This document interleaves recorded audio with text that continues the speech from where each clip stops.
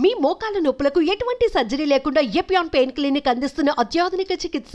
So నిద్ర లేచిన వెంటనే చాలామంది రాగి నీళ్ళతో మంచినీళ్ళు తాగటము, లేకపోతే ఎక్కువ మంచినీళ్ళు తాగటము, కొంతమంది ఏమో వేడి వామ్ వాటర్ తాగటము, కొంతమంది ఏమో తేనె వేసుకొని తాగటము, ఇలాంటివన్నీ కూడా ఈ ప్రాక్టీసెస్ కూడా ఉన్నాయి. దీన్ని ఎలా చూడాలి సార్? అది ఎవరికి ఎంత కంఫర్టబుల్ ఉంటే అంత చేసుకోవచ్చండి. వాటర్ తాగడం అనేది మంచిదే, ఎందుకంటే when you're drinking water in the morning you're hydrating yourself. ఇప్పుడు మార్నింగ్ మనం లేచిన తర్వాత పనికి వెళ్తాం, తర్వాత మనం అక్కడ తాగుతామో లేదో తెలీదు.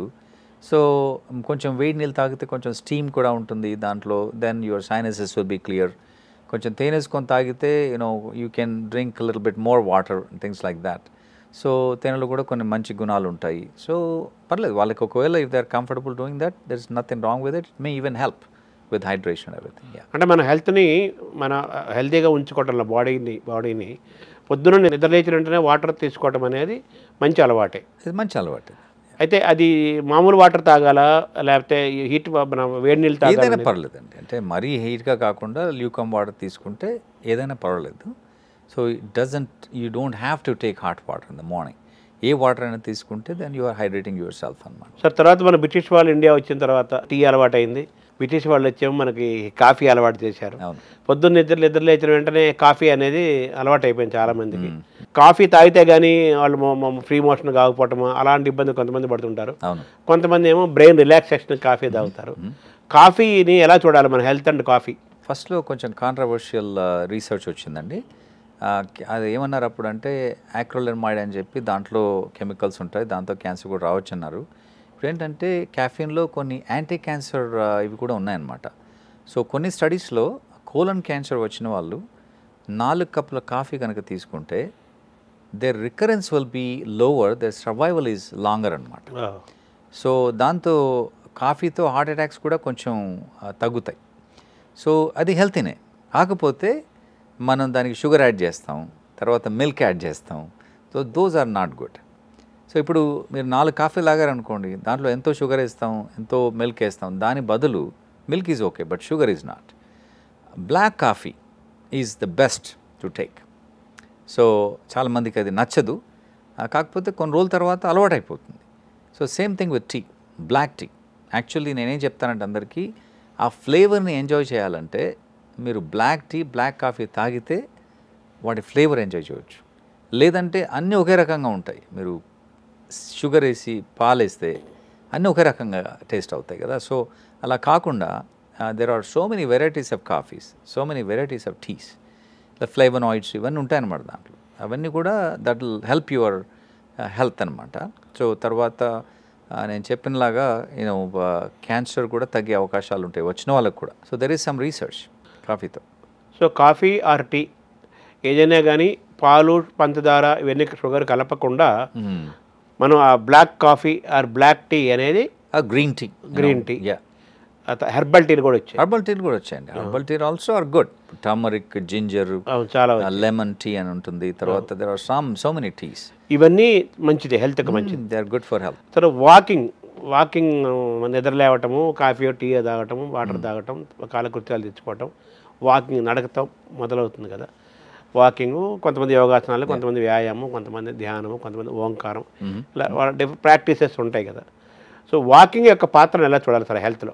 Walking is one of the main things అండి to maintain your health for many diseases including cancer, preventing heart attacks, preventing brain stroke, preventing high blood pressure.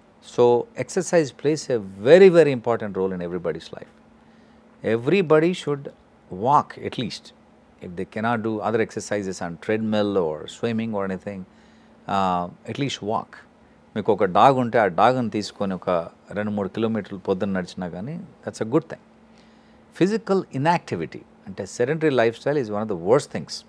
So that is an independent risk factor for increased mortality. అంటే వేరే ఏమీ లేకపోయినా మీరు నిలబడకుండా ఎప్పుడూ కౌచ్లో కూర్చొని TV చూస్తూ ఇలా ఉంటే మీ లైఫ్ స్పాన్ చాలా తగ్గిపోతుంది సిగ్నిఫికెంట్లీ. మొబిలిటీ ఉండాలి. ఇప్పుడు మీరు లేచి నించొని పని చేసుకున్నా కానీ it will be more beneficial than sitting. So మీరు వాక్ చేస్తే ఇంకా మంచిది. వాక్ చేయకుండా నిలబడి పని చేసుకున్నా కానీ ఇట్స్ ఓకే అనమాట. అందుకే ఇప్పుడు చాలామంది వర్క్లో they are putting high desks అనమాట, నిలబడి పని చేస్తుంటారు, which is a great thing. Sedentary life style is not good. And exercise అనేది చాలా డిజీజెస్కి పనిచేసి, మెంటల్ ఆల్సో.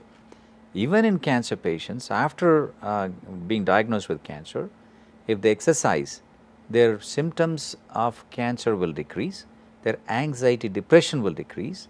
Also, వాళ్ళు కీమోథెరపీ తీసుకునేప్పుడు సైడ్ ఎఫెక్ట్స్ కూడా తగ్గుతాయన్నమాట. రీసెర్చ్లో ఇవన్నీ ఫైండ్ అవుట్ చేశారు. సో అందుకని ఎక్సర్సైజ్ ప్రతి వాళ్ళకి, not only cancer patients, heart disease patients, but for everybody exercise is a must. That should be there daily routine అనమాట. So blood circulation, blood pumping, oxygen levels, తర్వాత neurological functioning, ఇవన్నీ కూడా walking ద్వారా. Yes, definitely blood circulation ద్వారానే ఇవన్నీ నేను చెప్పిన అన్ని బెనిఫిట్స్ ఉంటాయన్నమాట. So you have lot of endorphins release అవుతాయి బాడీలో, బ్లడ్ సర్క్యులేషన్, దాంతో మనకి హార్ట్ అటాక్స్ తగ్గడం, హార్ట్ కూడా ఎక్కువ పంప్ అవుతుంది. So it's like stress on the heart. అంటే దీంట్లో రెండు రకాలు ఉంటాయి. కార్డియో ఎక్సర్సైజ్ ఒకటి ఉంటుంది, మామూలు ఎక్సర్సైజ్ ఒకటి ఉంటుంది, మామూలు walking, brisk walking, jogging, treadmill మీద ఫాస్ట్గా నడవడం, ఇవన్నీ కూడా కార్డియాక్ ఎక్సర్సైజెస్. సో అవి హార్ట్ బీట్ ఎక్కువ చేస్తాయి, దాంతోపాటు మనకి హార్ట్ అటాక్స్ రాకుండా ప్రివెంట్ చేసే అవకాశం ఉంది. లేకపోతే మామూలుగా నడిచిన బెనిఫిట్స్ ఉంటాయి. సో మామూలు వాకింగ్, రన్నింగ్, స్విమ్మింగ్, జాగింగ్ ఉన్నాయి. మళ్ళీ వాకింగ్లో బ్రిస్క్ వాక్ ఉంది, ఇన్ని ఉన్నాయి కదా. Which is the best? అంటే డిపెండ్స్ అండి, మీరు దేనికోసం ఎక్సర్సైజ్ చేస్తున్నారని దాన్ని బట్టి. ఇప్పుడు మీరు కార్డియో చేయాలంటే ఫాస్ట్గా నడవాలి, అలా అయితేనే మీకు స్ట్రెస్ అది హార్ట్ మీద పడి, then heart keeps beating and then you have benefits of preventing heart attacks. But ఇంకా మీకు వెయిట్ తగ్గాలేదంటే అప్పుడు ఎక్కువసేపు నడవాలి. ఎక్కువ ఫాస్ట్ నడవే కంటే కూడా ఎక్కువసేపు ఎక్కువ దూరం నడిస్తే then you are burning more calories, and that's how you can actually reduce the weight and all that. So it depends on it, మీకు ఎంత చేయగలిగితే అంత చేయాలి. అంటే మన బాడీ పర్మిట్ చేయడం ఒకటి మన టార్గెట్ ఒకటి, what we're doing it for. So ideal walking అంటే దాని ఎలా చెప్పాలి? ఐడియల్ వాకింగ్ అంటే రోజు ఒక 30 minutes చేయాలండి. 30 minutes చేసి at least 30 minutes, about 3 to 4 days a week, about 120 to 150 minutes of walking a week. And అలాగే 20 minutes of muscle strengthening exercise, అంటే డంబుల్స్ కానీ లేకపోతే వెయిట్ లిఫ్టింగ్ వెయిట్స్ కానీ పుషప్స్ కానీ, ఇవన్నీ కూడా 3 times a week, 20 minutes each time. అలా చేసి ఇది 5 days a week, ఇది వాకింగ్ కానీ జాగింగ్ కానీ స్విమ్మింగ్ కానీ 30 minutes a day. So that's 150 minutes a week. అంటే 5/7, 4/7 అంటుంటారు. 5/7 చేయాలి. 5/7 ఇది థియరీ. యా, అది అవగానే మనకు బ్రేక్ఫాస్ట్తో మనం తిండి మొదలవుతుంది. షుగరు, బీపీ, ఒబిసిటీ, థైరాయిడ్, ఇలా రకరకాల డిసీజెస్తో ఉన్నవాళ్ళు ఎక్కువ మంది పెరుగుతున్నారు. అసలు పెరుగుతుంది. అందుకే మీ అవసరం, లైఫ్ స్టైల్ మెడిసిన్ అవసరం చాలా పెరుగుతుంది. దాని place is becoming more vital నౌడేస్. Absolutely.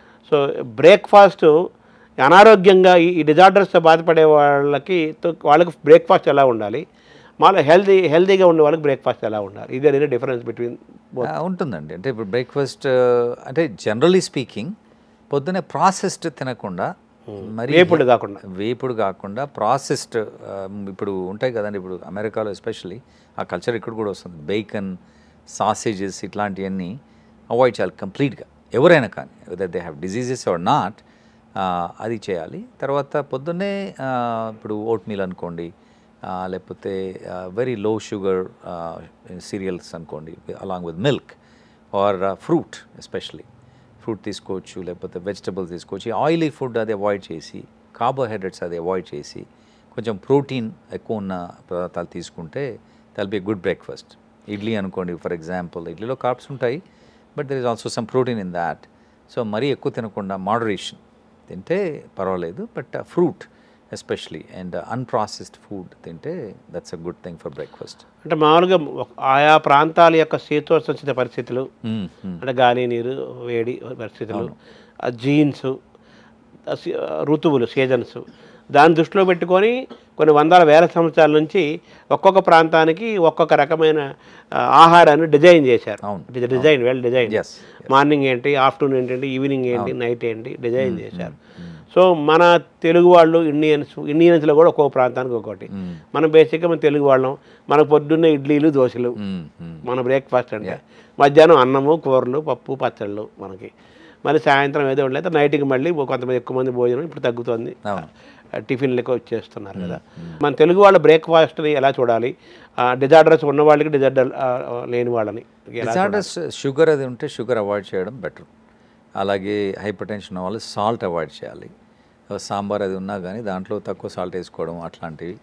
చట్నీలు ఇది కాదండి, మీరు బ్రేక్ఫాస్ట్ కంటే కూడా ఇడ్లీ కంటే కూడా మీకు ఫర్ ఎగ్జాంపుల్ పీనట్స్ చట్నీ అనుకోండి, లేకపోతే ఇంకొక చట్నీ ఏదైనా తీసుకుంటే, tomato chutney is okay, but peanuts చట్నీలో దాంట్లో క్యాలరీస్ ఉంటాయి, ఫ్యాట్ ఉంటుంది, తర్వాత then they add so much salt in that. Sambar is fine but not too much salt in that. So అలాంటి బ్రేక్ఫాస్ట్ తీసుకొని ఫ్రూట్ ఎస్పెషలీ అవి కూడా లో షుగర్ కాంటెంట్ ఉన్నవి, ఫర్ ఎగ్జాంపుల్ యాపిల్స్ అనుకోండి, గ్రేప్స్లో షుగర్ ఉంటుంది మళ్ళీ, తర్వాత కివీ ఫ్రూట్స్ అనుకోండి, ఇలాంటివన్నీ కూడా, strawberries, blueberries which have lot of antioxidants, అలాంటివి తీసుకుంటే బెటర్ అనమాట. అంటే షుగర్ వాళ్ళేమో షుగర్ ఉండేవి తీసుకోకూడదు, అవును, బీపీ వాళ్ళేమో సాల్ట్ ఉండేది తీసుకోకూడదు, అవును, ఈ రెండు ఉన్న వాళ్ళేమో ఈ రెండు తీసుకోకూడదు. అంతే అలవాటు అవుతుందండి. అంటే ఇప్పుడు టేస్ట్ ఈజ్ అక్వైర్డ్. ఇప్పుడు కొంతమంది సాల్ట్ లేకుండా తిని సాల్ట్ ఉంటే ఏంటి ఇలా ఉందంటారు అన్నమాట. అంటే మనం ఎలా మన బాడీని ట్రైన్ చేస్తాము అలాగే. సో ఇప్పుడు అమెరికాలో చూడండి, చాలామంది స్పైసీ ఫుడ్ తినరు అక్కడ, ఎందుకంటే వాళ్ళకి అలవాటు లేదు. ఇక్కడ మన దగ్గర ఏంటి, మన దగ్గర స్పైస్ లేకుండా తినలేము మనం. సో అలా మన చిన్నప్పటి నుంచి మనకు అలవాటైన విధానం అది. ఇప్పుడు అలా లేకుండా if you really want to avoid salt అంటే తక్కువ చేయాలి, మెల్లమెల్లగా కట్ డౌన్ చేస్తూ చేయొచ్చు, ఇట్స్ పాసిబుల్. అవాయిడ్ వైట్స్ కూడా అంటున్నారు కదా, అన్నము పాలు మిల్క్ పదార్థాలు, avoid all whites. Rice is very bad అని, ఎందుకంటే వి కుక్ ఇట్ సచ్ అ వే దాంట్లో ఉన్నవన్నీ తీసేస్తాము, తర్వాత ఇట్స్ ఆల్ స్టార్చ్ కదండి, it's like heavy carbohydrate content. అది కాకుండా ఈ జొన్న రొట్టె అట్లాంటివి తింటే డయాబెటీస్ ఉన్న వాళ్ళు అది, సో దట్స్ బెటర్. సో రాగి కూడా, సజ్జలు జొన్నలు ఇవన్నీ కూడా పల్లెటూరు నుంచి వచ్చిన వాళ్ళకి, ఒక రకమైన లైఫ్ స్టైల్ వచ్చిన వాళ్ళకి సద్దన్నం తినే అలవాటు ఉండేది, పొద్దున్న సద్దన్నం తింటాం, అలాగే పచ్చళ్ళతో గొడ్డు కారంతో అన్నం తింటాం, మజ్జిగ వేసుకుని అన్నం తింటాం, ఉల్లిపాయలు నంచుకోవటం పొద్దున్నే. టిఫిన్ అలవాట్లేదు, ఇదే మన ఆహారం ఉండేది కదా. దాన్ని ఎలా చూడాలి సార్? అది అంటే అప్పుడు వాళ్ళు చాలా కష్టపడేవాళ్ళు కూడా, ఇవన్నీ తిన్నా కానీ పొలంకి వెళ్ళేవాళ్ళు, పని చేసేవాళ్ళు, వాళ్ళ యాక్టివిటీ వేరే. ఇప్పుడు మనకి ఎన్ని రిస్క్ ఫ్యాక్టర్స్ అండి, not only food but we're expose to so many chemicals, pollution ఇవన్నీ కూడా ఉన్నాయి కదండి. ఇప్పుడు ప్రాసెస్డ్ ఫుడ్ తినే ఫుడ్లో ప్రతి దాంట్లో పెస్టిసైడ్స్, లేకపోతే ప్రాసెస్ దాంట్లో కెమికల్స్, ఇవన్నీ కూడా ఇప్పుడు దాంతోపాటు ఇవన్నీ తింటే ఇంకా ఇట్స్ డిఫరెంట్ లైఫ్ స్టైల్ ఇప్పుడు.